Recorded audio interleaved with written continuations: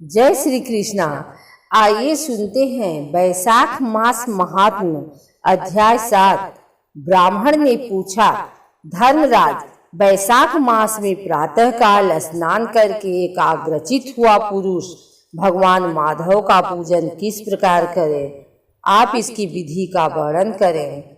धर्मराज ने कहा, ब्राह्मण, पत्तों की जितनी जातियां हैं उन सब में तुलसी भगवान श्री विष्णु को अधिक प्रिय है। पुष्कर आदि जितने तीर्थ हैं, गंगा आदि जितनी नदियां हैं तथा वासुदेव आदि जो देवता हैं, वे सभी तुलसी दल में निवास करते हैं। अतः तुलसी सर्वदा और सब समय भगवान श्री विष्णु को प्रिय है। कमल और मालती का फूल छोड़कर तुलसी का पत्ता ग्रहण करें और उसके द्वारा भक्ति पूर्वक माधव की पूजा करें।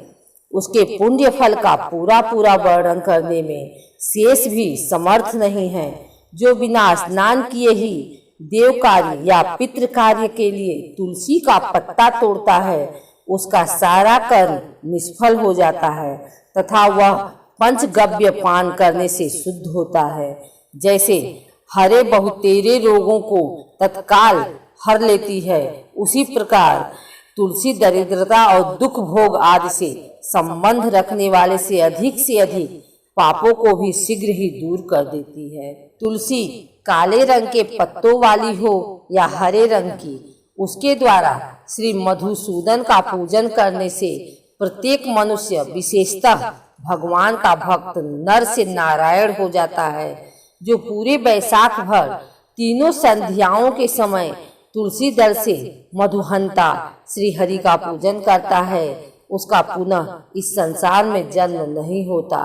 फूल और पत्तों के न मिलने पर अन्न आदि के द्वारा, धान, गेहूं, चावल अथवा जौ के द्वारा भी सदा श्री हरि का पूजन करें।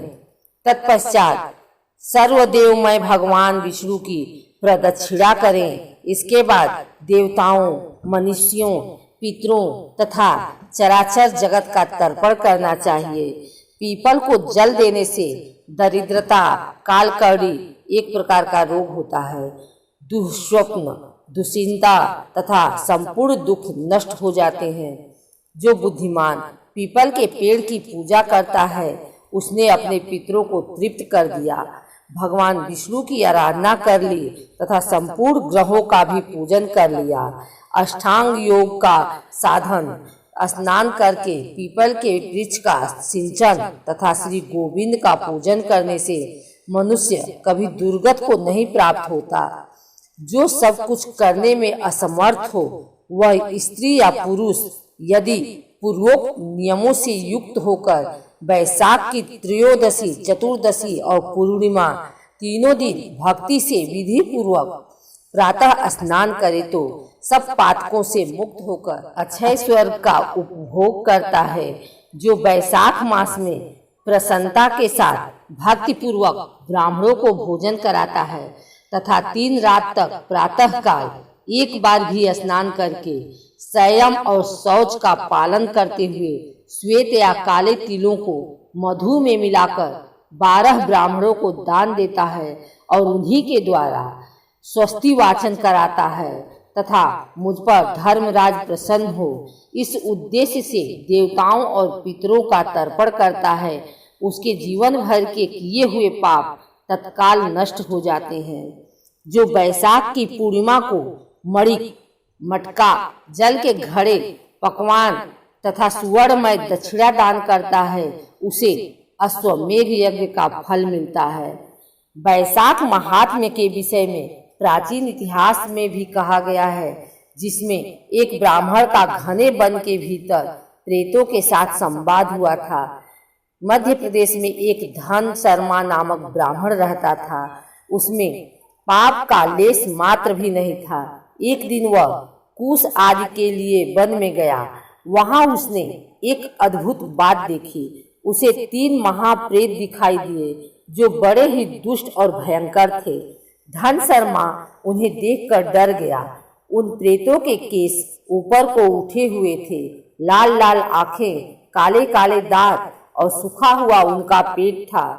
धन शर्मा ने पूछा, तुम लोग कौन हो? यह नारकी अवस्था तुम्हें कैसे प्राप्त हुई?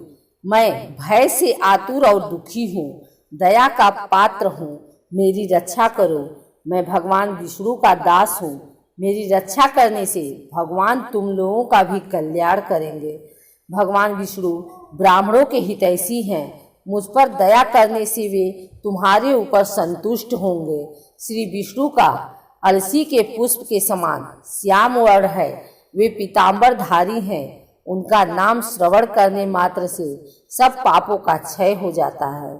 भगवान आदि और अंत से रहित हैं, शंख चक्र एवं गदा धारण करने वाले, अविनाशी कमल के समान नेत्रों वाले तथा प्रेतों को मोक्ष प्रदान करने वाले हैं। यमराज कहते हैं, ब्राह्मण भगवान विष्णु का नाम सुनने मात्र से वे पिशाच संतुष्ट हो गए, उनका भाव पवित्र हो गया, वे दया और उदारता के वशीभूत हो गए। ब्राह्मण के कहे हुए वचन से उन्हें बड़ी प्रसन्नता हुई थी। उसके पूछने पर वे प्रेत इस प्रकार बोले। प्रेतों ने कहा, विप्र, तुम्हारे दर्शन मात्र से तथा भगवान श्री हरि का नाम सुनने से हम इस समय दूसरे ही भाव को प्राप्त हो गए। हमारा भाव बदल गया, हम दयालु हो गए। वैष्णव पुरुष का समागम निश्चय ही पापों को दूर भगाता है, कल्याण से संयोग कराता तथा शीघ्र ही यश का विस्तार करता है। अब हम लोगों का परिचय सुनो। यह पहला कृतघ्न नाम का प्रेत है, इस दूसरे का नाम विद्वैत है तथा तीसरा मैं हूँ। मेरा नाम अवैशाख है, मैं तीनों में अधिक पापी हूँ। इस प्रथम पापी ने सदा ही कृतघ्नता की है, अतः इसके कर्म के अनुसार ही इसका नाम कृतघ्न पड़ा है। ब्राह्मण, यह पूर्व जन्म में सुदास नामक द्रोही मनुष्य था, सदा कृतघ्नता किया करता था। उसी पाप से यह इस अवस्था को पहुंचा है। अत्यंत पापी, धूर्त तथा गुरु और स्वामी का अहित करने वाले मनुष्य के लिए भी पापों से छूटने का उपाय है, परंतु कृतघ्न के लिए कोई प्रायश्चित नहीं है। इस दूसरे पापी ने देवताओं का पूजन किए बिना ही सदा अन्न भोजन किया है। इसने गुरु और ब्राह्मणों को कभी दान नहीं दिया है, इसलिए इसका नाम विद्वैत हुआ है। यह पूर्व जन्म में हरिवीर नाम से विख्यात राजा था। 10,000 गांवों पर इसका अधिकार था। यह रोष, अहंकार तथा नास्तिकता के कारण गुरुजनों की आज्ञा का उल्लंघन करने में तत्पर रहता था। प्रतिदिन 5 महायज्ञों का अनुष्ठान किए बिना ही खाता और ब्राह्मणों की निंदा किया करता था। उसी पाप कर्म के कारण यह बड़े बड़े नरकों का कष्ट भोगकर इस समय विद्वैत नामक प्रेत हुआ है। अवैशाख नामक तीसरा प्रेत मैं हूँ।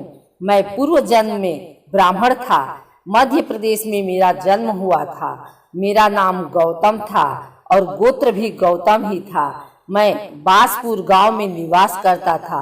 मैंने माधव मास में भगवान माधव की प्रसन्नता के उद्देश्य से कभी भी स्नान नहीं किया, दान और हवन भी नहीं किया।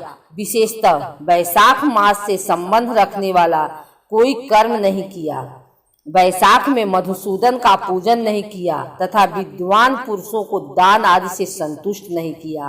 वैशाख मास की किसी भी पूर्णिमा को, जो पूर्ण फल प्रदान करने वाली है, मैंने स्नान, दान, शुभ कर्म, पूजा तथा पुण्य के द्वारा उसके व्रत का पालन नहीं किया।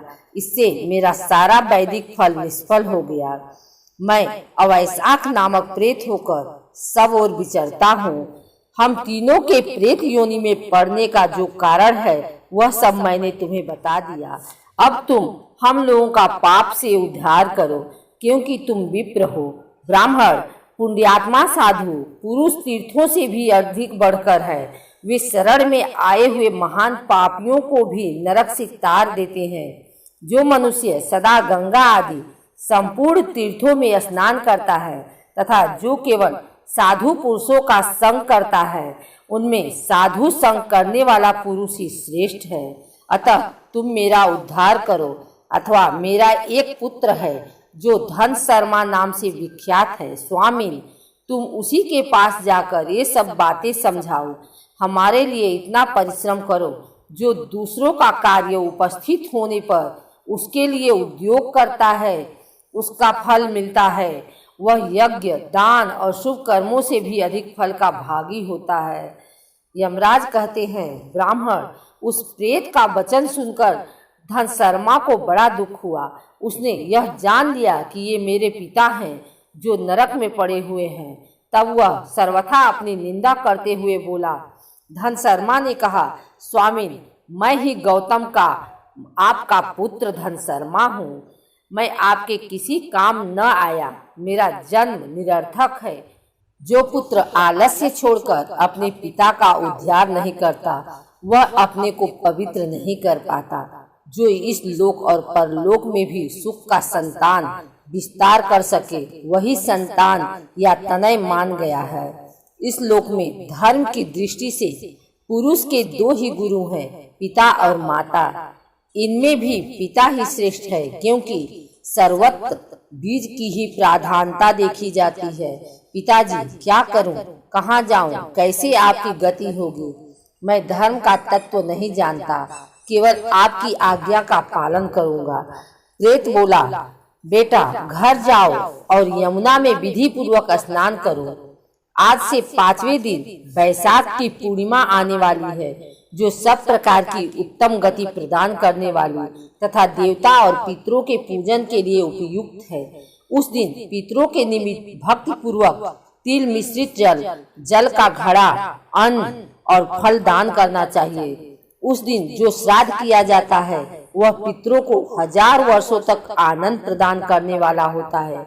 जो बैसाख की पूर्णिमा को विधि पूर्वक स्नान करके 10 ब्राह्मणों को खीर का भोजन कराता है, वह सब पापों से मुक्त हो जाता है।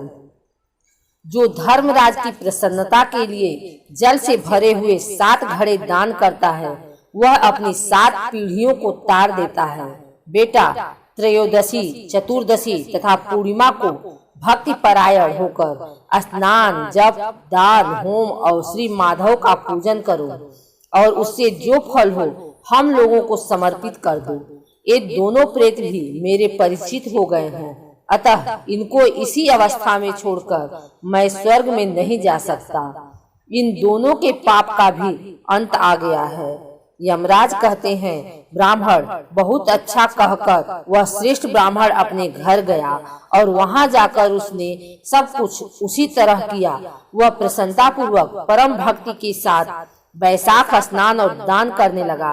बैसाख की पूर्णिमा आने पर उसने आनंद पूर्वक भक्ति से स्नान किया और बहुत से दान करके उन सबको पृथक पृथक पुण्य प्रदान किया। उस पवित्र दान के संयोग से वे सब आनंद मग्न हो विमान पर बैठकर तत्क्षण ही स्वर्ग को चले गए।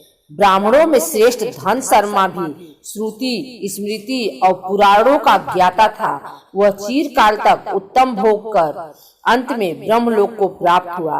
अतः यह बैसाख की पूर्णिमा परम पुण्यमयी और समस्त विश्व को पवित्र करने वाली है। इसका महात्म्य बहुत बड़ा है, अतएव मैंने संक्षेप में तुम्हें इसका महत्व बतला दिया है। जो बैसाख मास में प्रातः काल स्नान करके नियमों के पालन से विशुद्ध चित्त हो भगवान मधुसूदन की पूजा करते हैं, वे ही पुरुष धन्य हैं, वे पुण्यात्मा हैं तथा वे ही संसार में पुरुषार्थ के भागी हैं। जो मनुष्य बैसाख मास में सवेरे स्नान करके संपूर्ण यम नियमों से युक्त हो भगवान लक्ष्मीपति की आराधना करता है, वह निश्चय ही अपने पापों का नाश कर डालता है।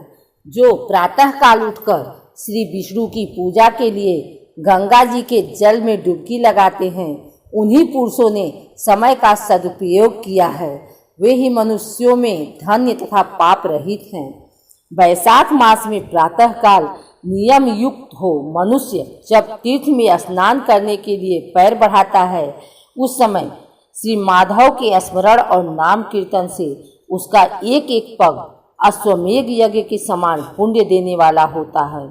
श्री हरि के प्रियतम बैसाख मास के व्रत का यदि पालन किया जाए तो यह मेरु पर्वत के समान बड़े उग्र पापों को भी जलाकर भस्म कर डालता है।